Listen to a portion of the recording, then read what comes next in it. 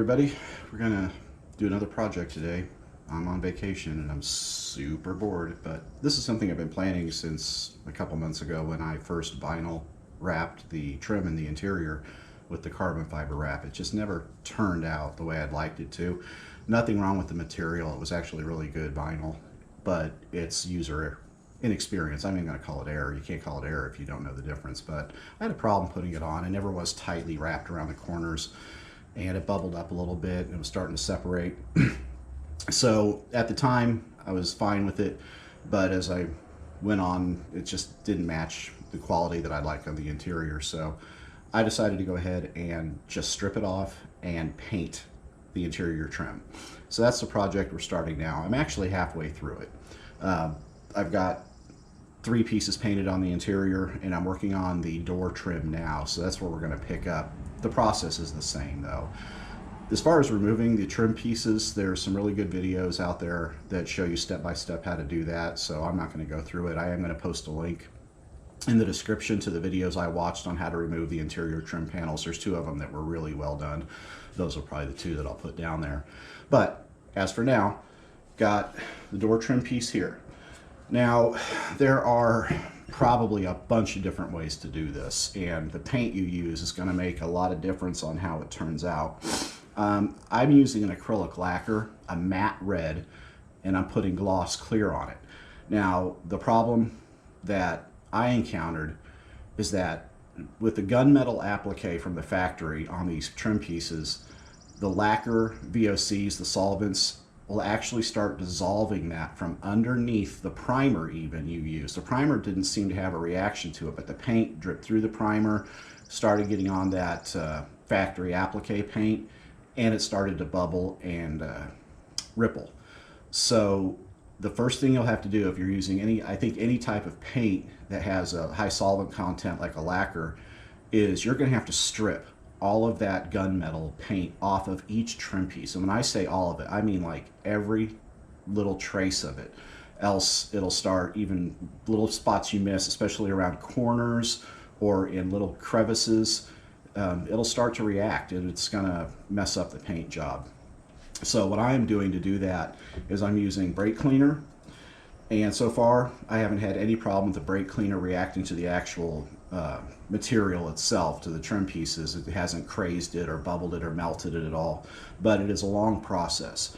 And what I'm doing is I'm scuffing the trim pieces with either like an 800,000 grit sandpaper to just try to get some surface contact with. I think the next thing we have to do is watch just some videos on how to use a damn GoPro. This thing just timed out on me. Anyway, so I was sanding with 800 grit, getting that surface contact, putting the brake cleaner on it to let it bubble up and then wipe it. I think I went through all that in the segment before. But anyway, so we're just going to show you a little bit of how I'm doing that, and then I'll show you the painting process.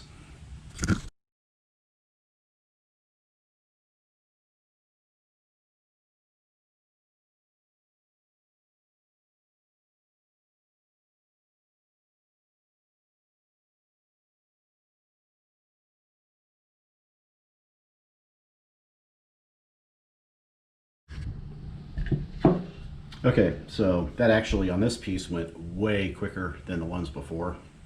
It basically took right away.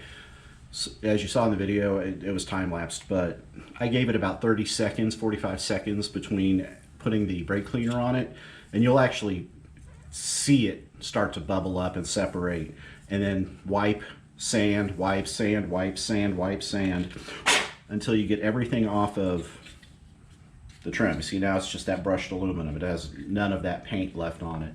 So I'm going to go ahead and put the primer coat on it. Standard painting practices, make sure the piece is free of debris. I've been using brake clean obviously, you wipe it down one more time, don't leave any fingerprint oil or anything on it, and you'll have good results and your paint will adhere and be fairly permanent. So go ahead and let's get the primer coat on this piece.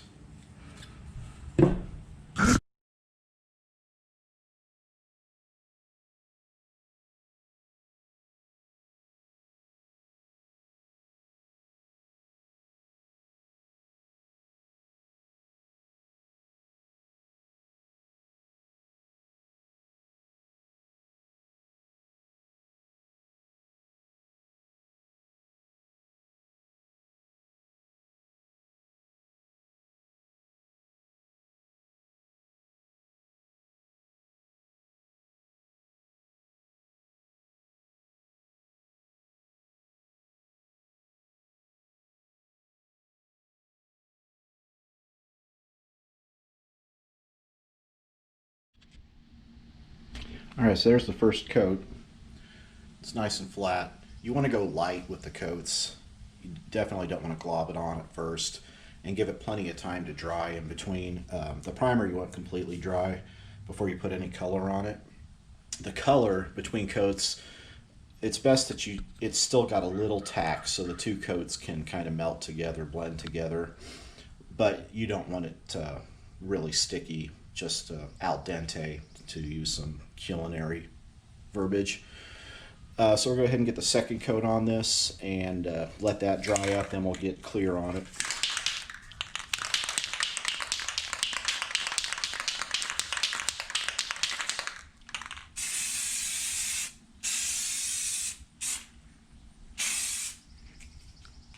Put the camera down for a second. Pardon me.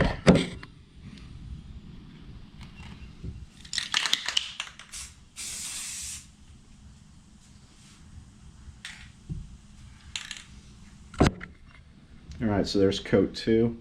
Let that dry up. I've been doing 2 coats of color and then 3 coats of clear. So this is going to take about 30 minutes to completely cure. And then I'll show you putting the first coat of clear on it.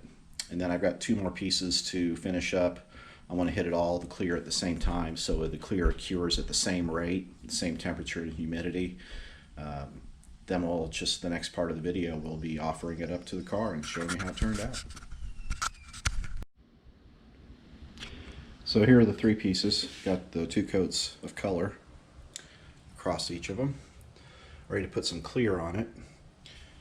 This is the clear coat I'm using here. It's all Rust-Oleum products that I'm using. So it's acrylic lacquer clear, flat grade primer, and this custom color matte red. So go ahead and get this stuff put on here. I'm going to do 3 coats of the clear. Give it about 20-30 minutes between each coat, and then another 30 minutes after the final, and we'll get these on the car and see how it looks. I already know it's going to look good based upon the 2 trim pieces I've already installed. It's going to be a really neat upgrade to the car. So here we go.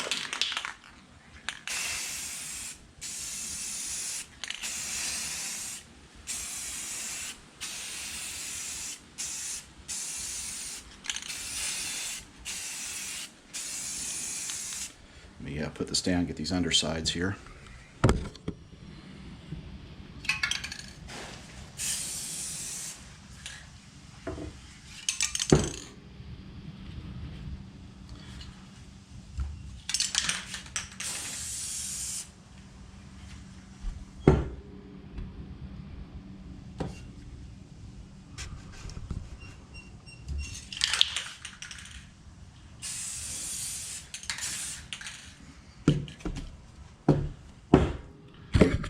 Alright, so here's first coat of clear.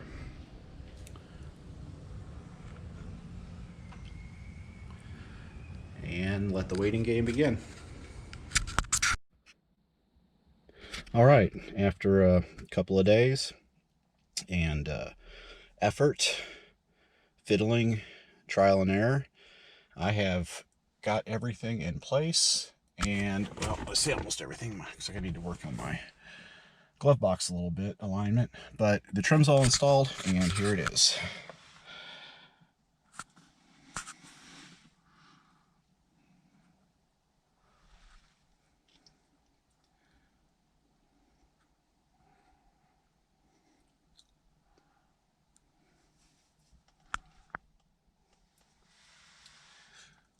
Super pleased with the way it came out. It's so much better than it was. It's a totally different experience inside the cab right now. It just gives you a different vibe, and it matches the red GTR start button I put in.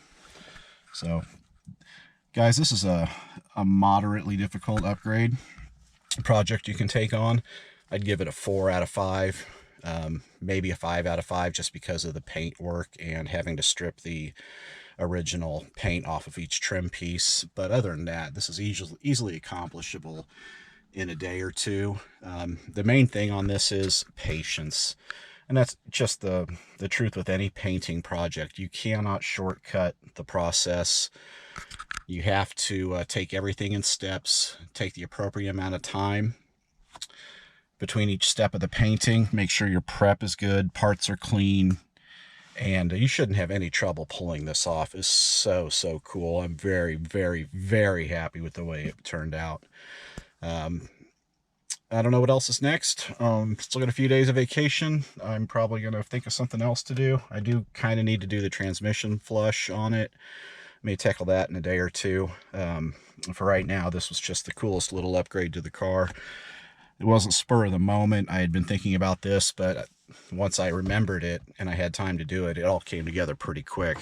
So thanks for watching, and like and subscribe if you think what we're doing here is cool. If you want to follow along, get reminders, notifications of the videos I'll be posting up. And I will see you guys in the next one. Until then, y'all stay safe, and guys, keep working on your cars. Do what you want to do with them. No apologies. If you like it, it's totally fine. Thanks, and I'll see you again later.